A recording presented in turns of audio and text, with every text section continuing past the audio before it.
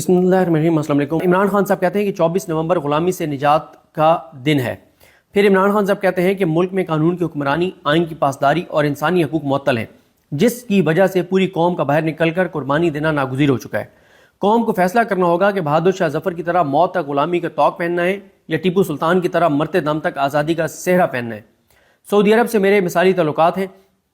जब वज़ीराबाद में मुझ पर कतलाना हमला हुआ तो मुझे सबसे पहली कॉल सफारत खाने के ज़रिए वली अहद शहज़ादा मोहम्मद बिन सलमान की आई। हमारे दौर में शहज़ादा मोहम्मद बिन सलमान ने पाकिस्तान का तारीखी दौरा भी किया। हमारी हुकूमत के खात्मे से 2 हफ्ते पहले OIC वज़राए ख़ारजा की कॉन्फ्रेंस इस्लामाबाद में मुनक़िद हुई, जो सऊदी अरब के बगैर मुमकिन ही नहीं थी। सऊदी अरब हर मुश्किल मरले में हमारे साथ खड़ा रहता है। बुशरा बीबी के बयान को तोड़ मरोड़ कर कौम की तवज्जो हटाने की कौम की तवज्जो हटाने के लिए की कोशिश के तौर पर इस्तेमाल किया जा रहा है। बुशरा बीबी ने सऊदी अरब का नाम नहीं लिया। हमारी हुकूमत के खिलाफ तमाम साजिशों में जनरल बाजवा का हाथ था। मैंने उस वक्त भी चीफ जस्टिस और जनरल तारिक खान के ज़रिए साजिश की तहकीकात करवाने की कोशिश की, मगर जनरल बाजवा ने ऐसा नहीं होने दिया। अगर तब शफाफ तहकीकात हो जाती तो सच खुलकर सामने आ जाता। बुशरा बीबी का सियासत से कोई तल्लुक़ नहीं। बतौर अहलिया उन्होंने एहतजाजी कॉल के हवाले से कौम तक मेरा पैगाम पहुँचाया। नवाज शरीफ के लिए मुशर्रफ दौर में कुलसूम नवाज भी निकली थी, मगर उसने डिक्टेटर होते हुए भी खातून को जेल में नहीं डाला था, मगर बुशरा बीबी को 9 माह झूठे मुकदमात में कैद में डाला गया। इमरान खान कहते हैं कि कौम अपनी तवज्जो 24 नवंबर के एहतजाज पर रखे, इंशाल्लाह फतह आपकी होगी। 24 नवंबर को एहतजाज हर सूरत में होगा। पाकिस्तान को बनाना रिपब्लिक बना दिया गया है। मुल्क में जमहूरियत, आइन और कानून का जनाजा निकल चुका है। 26वीं आईनी तरमीम के बाद सुप्रीम कोर्ट और हाई कोर्ट को ज़िली अदालतों की तरह बेख्तियार बना दिया गया है। ज़िली अदालतें, वैसे खान साहब को कोई बताए कि ज़िली की अदालतें इस वक्त याही अफरीदी साहब से ज़्यादा बाइख्तियार हैं। उनके पास याही अफरीदी से ज़्यादा इख्तियारात हैं। याही अफरीदी के पास जो एक सिविल जज हैं और सीनियर सिविल जजेस हैं इस्लामाबाद के, मैं अक्सर ये बात कहता हूँ कि इस्लामाबाद की डिस्ट्रिक्ट कोर्ट्स में बैठे हुए शबीर भट्टी साहब और उमर शब्बीर और मियां अज़हर नदीम, इन जजेस के पास ज़्यादा इख्तियारात हैं। नसर बिनुल्लाह के पास ज़्यादा इख्तियारात हैं याही अफरीदी साहब से। उसके बाद इमरान खान कहते हैं कि अदालतों को बेख्तियार बना दिया गया, जहाँ से किसी को इंसाफ नहीं मिलेगा। पाकिस्तानी कौम अपनी नस्लों के मुस्तकबिल के लिए 24 नवंबर को निकले। मुझे पैगाम मिला कि एहतजाज को 10 दिन तक मौखर कर दिया जाए तो मुज़ाकरात शुरू किए जा सकते हैं। हमारे मुतालबात में बेगुनाह सियासी कैदियों की रिहाई का मुतालबा फिलफोर और काबिल अमल मुतालबा है, लेकिन लाहौर में कैद रहनुमाओं को 1.5 साल से झूठे मुकदमात में मुलविस करके रखा हुआ है। उनको रिहा करना संजीदा मुज़ाकरात की तरफ मुनासिब कदम होता। 1 साल से जेल में हूँ। इस दौरान मुझे 60 से ज़्यादा मुकदमात में मुलविस कर दिया गया। कल हाई कोर्ट से जमानत मिलने के बावजूद मुझे रिहा करने के बजाय एक और बेहुदा मुकदमे में गिरफ्तारी मेरी डाल दी गई। इससे जाहिर होता है कि मुज़ाकरात करने वाली कुव्वतें संजीदा नहीं हैं। एहतजाज हमारा बुनियादी हक है। हमने एहतजाज और मुज़ाकरात के लिए अपने 3 मुतालबात रखे हुए हैं। एहतजाज और मुज़ाकरात जारी रहेंगे। हम सियासी लोग हैं, बातचीत से आगे बढ़ सकते हैं।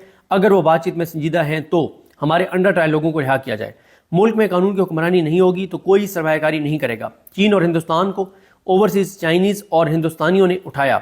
मुल्क सिर्फ तरसीलात ज़र से नहीं, सरमायाकारी से तरक्की करते हैं। समंदर पार पाकिस्तानी मुझे 50 साल से जानते हैं, यानी ओवरसीज पाकिस्तानी मुझे 50 साल से जानते हैं। जब वो देखते हैं कि मुल्क में कानून की हुक्मरानी नहीं है तो वो क्यों सरमायाकारी करेंगे।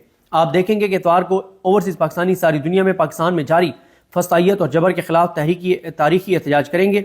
उनको डंडे नहीं मारे, कोई नहीं मारेगा, ना उन पर शेलिंग होगी, ना आज़ाद जमहूरी मुल्कों में ऐसा होता है और ना वहाँ पे ऐसा होगा।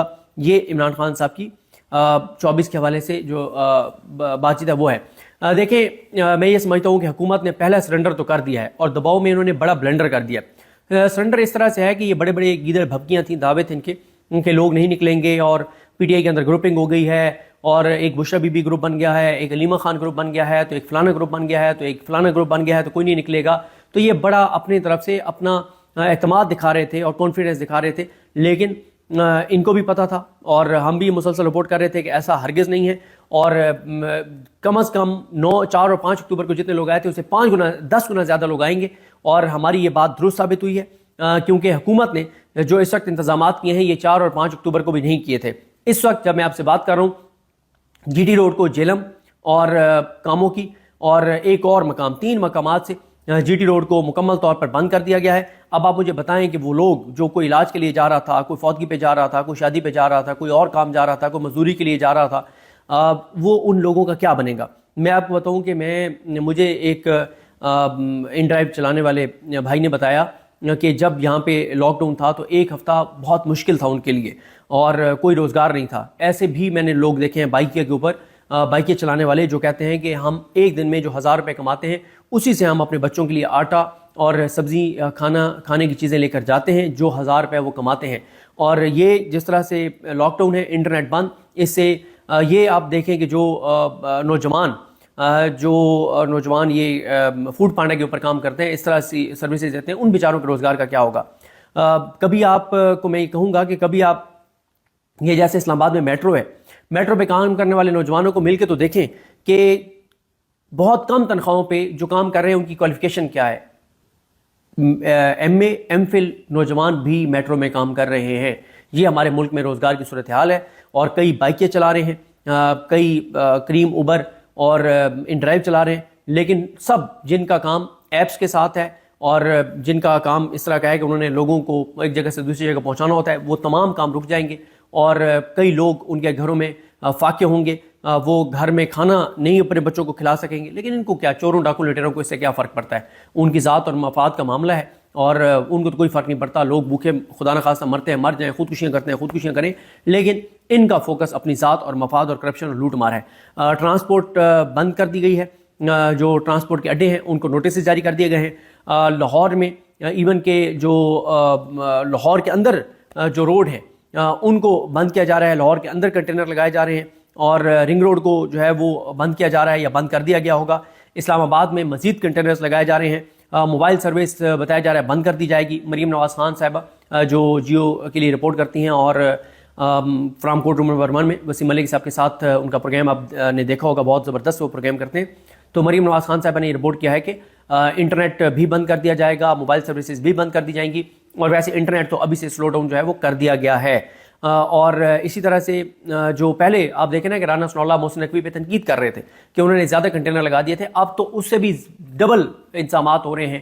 اور چھوٹی چھوٹی جو گلی ہیں, اسد اللہ خان صاحب کو میں سن رہا تھا, وہ کہہ رہے تھے کہ 72 راستے اسلام آباد میں, جو اسلام آباد کے 72 راستے بند کیے جا رہے ہیں. مین شاہراہیں, مین جو روڈز ہیں, جو گلیاں ہیں, جو مختلف اطراف سے پیدل بھی لوگ آ سکتے ہیں, 72 راستے راولپنڈی اسلام آباد کے بند کیے جا رہے ہیں. یہ اس وقت ان کے خوف کا عالم ہے اور اتنا پی ٹی آئی نے ان کو خوف زدہ کر دیا ہے کہ ان کی کامپیں ٹانگی ہوئی ہیں.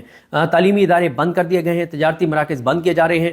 اور اسی طرح سے آپ دیکھیں کہ ہاں ہاسٹل سٹی, جو کل بھی میں نے آپ کو رپورٹ کیا تھا, ہاسٹل سٹی جو ہے راولپنڈی میں, اسلام آباد میں, اور جو پنڈی کے ہاسٹلز ہیں اس کے حوالے سے بھی ہمارے دوست مغیث علی صاحب بتا رہے تھے کہ پنڈی کے بھی ہاسٹل جو ہیں ان کو بھی نوٹسز دیے گئے ہیں. تھریٹ کیا جا رہا ہے کہ آپ فوری طور پہ جو ہے وہ ہاسٹل خالی کر دیں.